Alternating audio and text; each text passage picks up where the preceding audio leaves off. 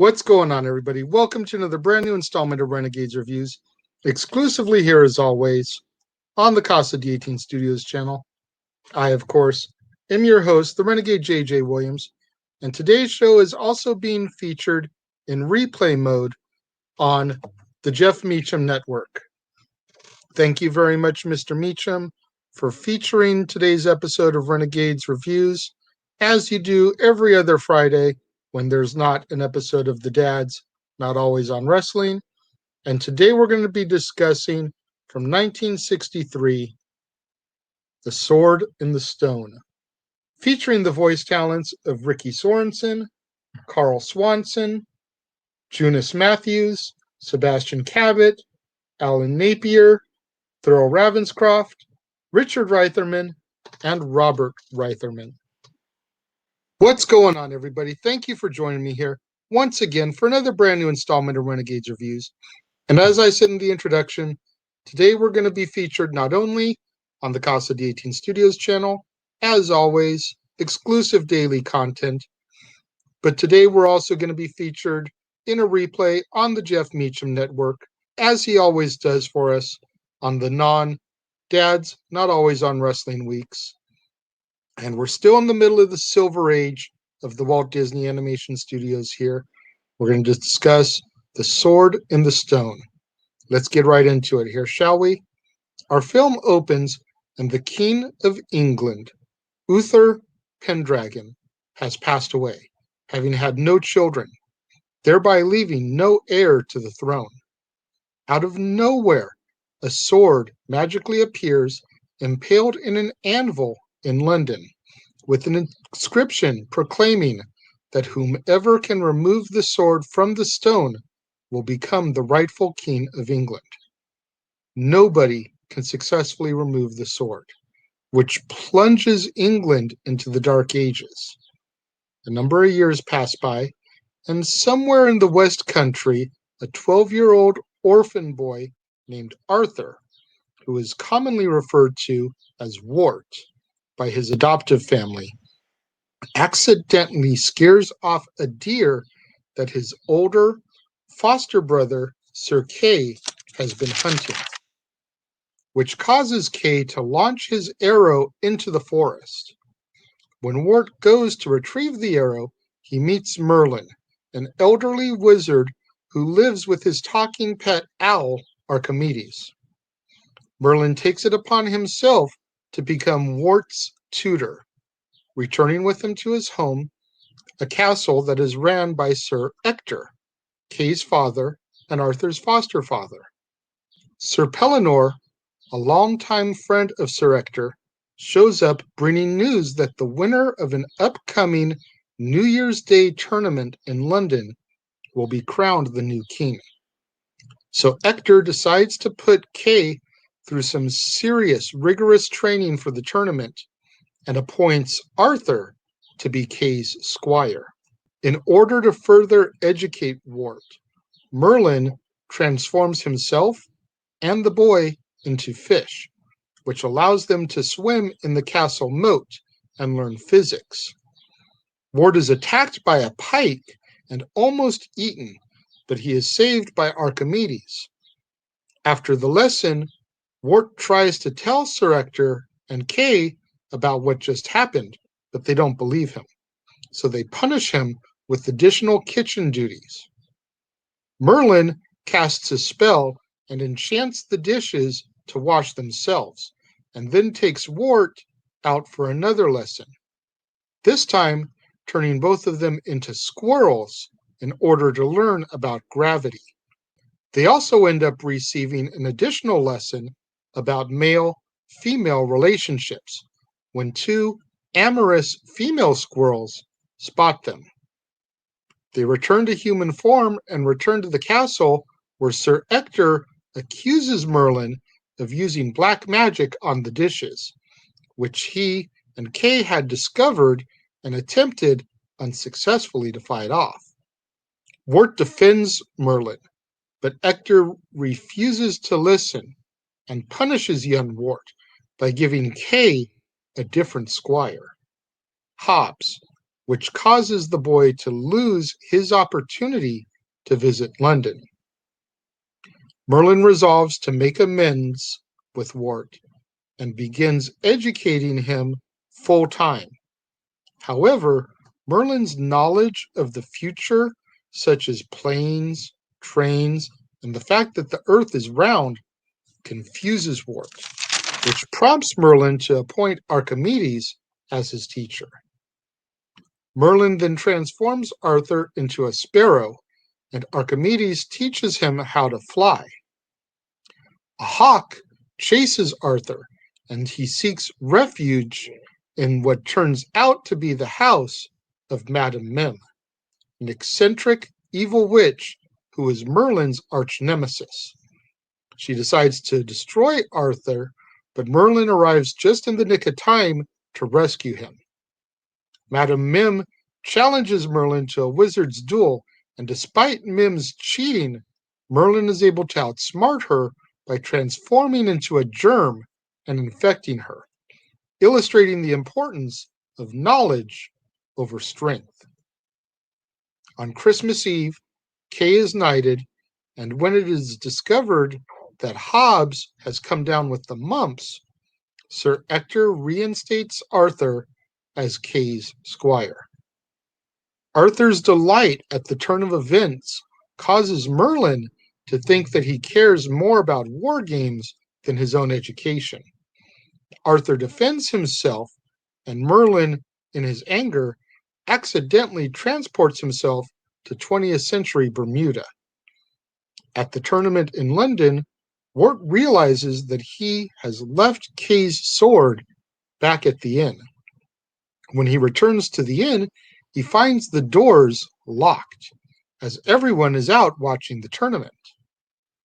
Archimedes notices a sword in a nearby churchyard, impaled in an anvil. Wart, who has never heard of the sword and the stone, attempts to grab the sword and successfully removes it, almost effortlessly, thus fulfilling the prophecy. When Arthur returns to the tournament with the sword, Ector recognizes it, and the tournament is halted. Sir Ector places the sword back in its anvil and demands that Arthur prove that he pulled it. But first, Kay attempts to pull the sword, which prompts the other knights to insist that Arthur be given a fair chance. Arthur once again grabs and removes the sword, revealing that he is now England's rightful king. Sir Ector apologizes to Arthur as the knights cheer for him. Sometime later, the newly crowned King Arthur sits in the throne room with Archimedes, and Arthur begins to feel overwhelmed with the responsibility of ruling. When Merlin shows up, returning from his Bermuda vacation, and resolves to help Arthur become the great king that he has foreseen that Arthur will be.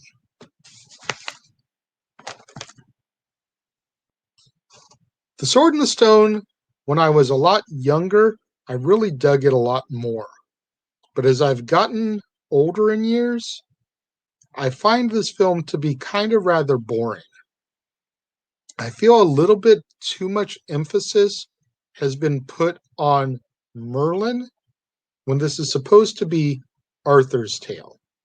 And yes, Arthur does play, Wart does play a pretty key role, but Merlin is made out to be more of the star of this film.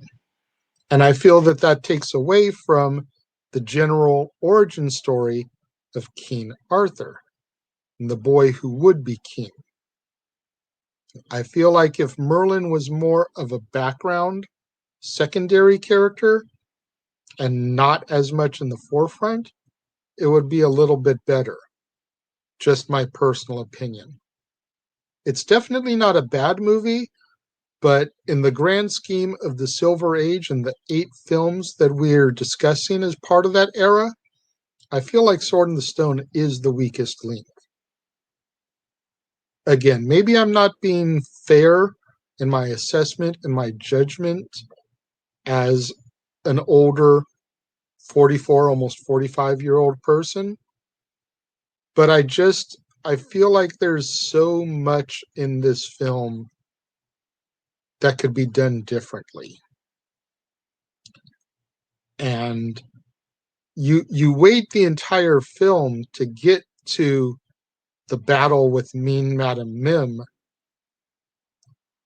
and once that's over, there's like 10 minutes of the movie left.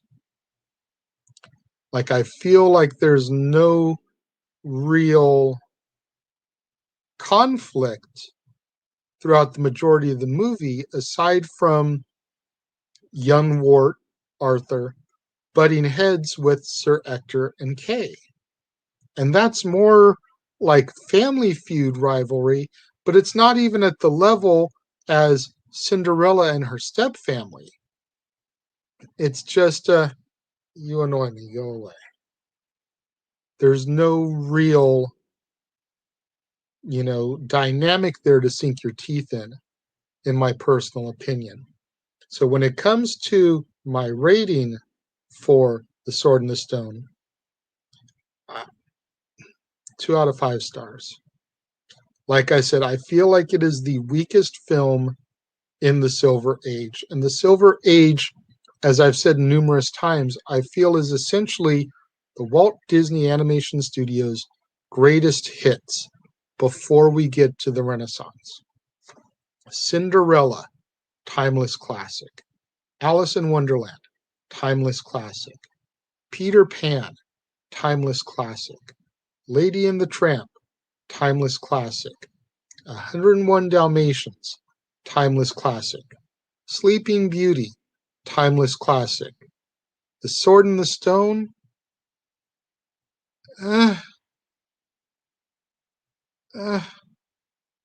you know,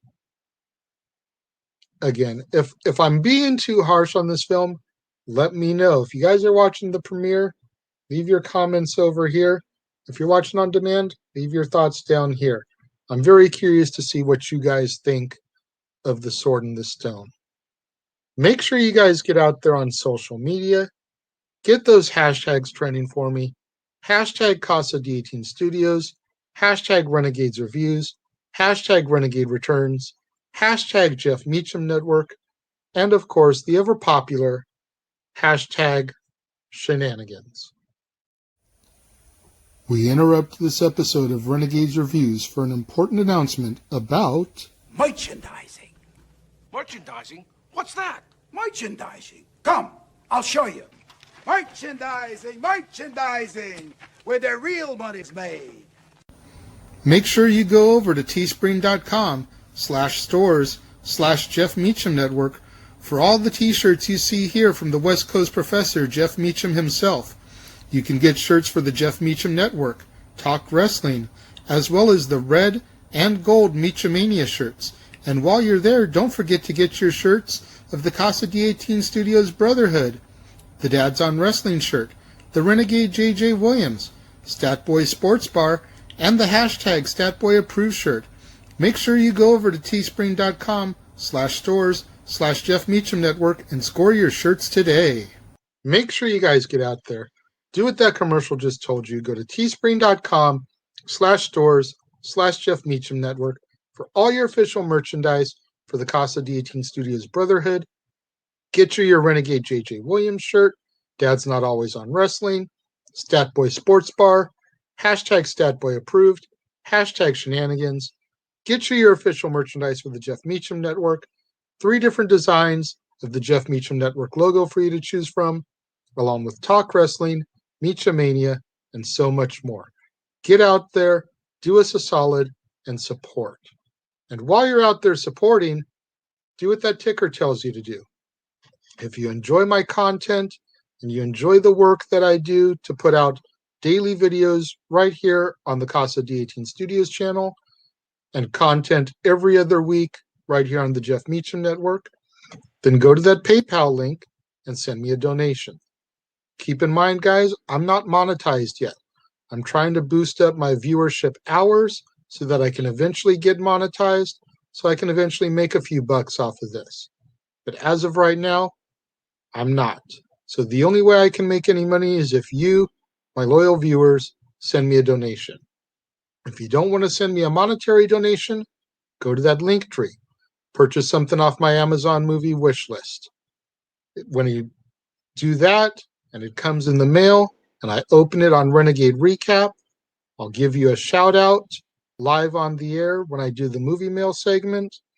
And then once I figure out a way to work it into a theme month and review it, I'll give you another shout out on the air when I review it. Much like I did when I was covering the John Wick trilogy, and I was mentioning how my friend Jamel from work got me that trilogy as a Christmas present last year. I'll do the very same thing, give you guys a shout out, try and make it a little bit more interactive, like you guys have a little bit more of a role in what I'm reviewing. Get out there, support me.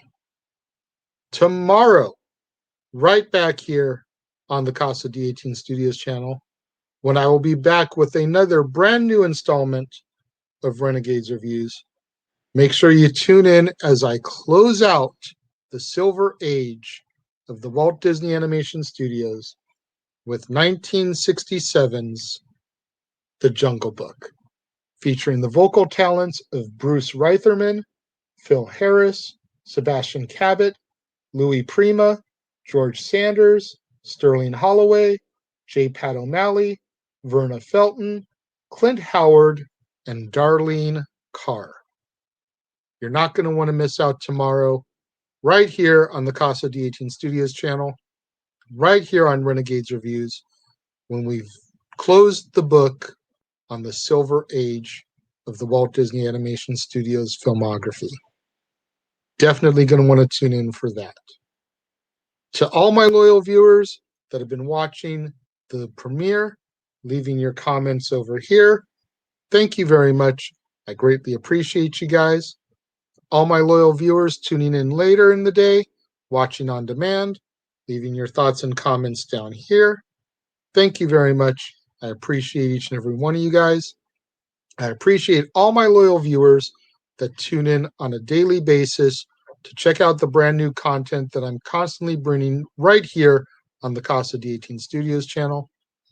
Thank you all for watching, and I will see you guys next time.